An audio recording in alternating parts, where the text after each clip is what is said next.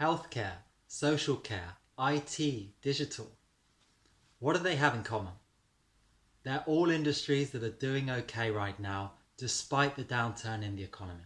I'm Martin Underwood, I'm a career consultant at QMUL University. So you probably know that the graduate labour market mirrors the wider economy, and there's a downturn going on.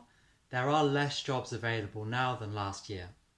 That's either because there's a delay in hiring or companies just aren't taking on as many people. So there might not be the right jobs for you right now, but there might be in certain industries that we're going to explore. And we're going to ask that question and try to solve it. That what is your best next career move? It might not be your dream job, but we're trying to aim for your best next career move so that the one after that can be even better and move you in the right direction. So let's go into those industries right now. So I mentioned healthcare, social care, IT and digital, along with business services, education, logistics, town planning, clean energy, food supply chains, pharmaceuticals. Now all of these come from good sources of information.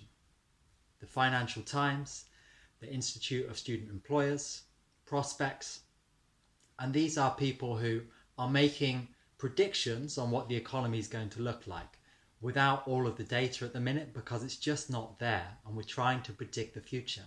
So it's definitely worth taking into account, but it may not be decisive.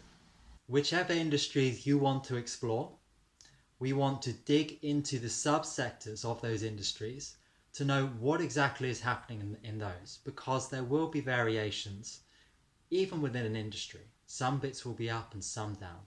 Just to illustrate this for you, I'm going to go into a bit more detail in the technology sector, which covers IT and digital. Now, according to figures compiled by TechNation and Dealroom for the Digital Economy Council, they're optimistic about the digital economy in certain sectors of it doing very well and withstanding the downturn. So these include online stores, tech for working from home, gaming, cloud computing, e-commerce, fintech, enterprise software and energy, healthcare and tech, food development and e-grocery, gaming and dating. All of these expect strong growth, and these are the places where you may think that you're more likely to land a job. Many experts have predicted that the downturn in the economy will also increase the speed in which new technologies emerge and are adopted into business. This quickening of what is known as the fourth industrial revolution will result in more jobs in particular areas. And again, you might wish to consider these alongside the predictions on the graduate labour market that I've just taken into account. Now, the World Economic Forum has put together some research into this, and they've found out 7 professional areas where they predict growth in the midterm.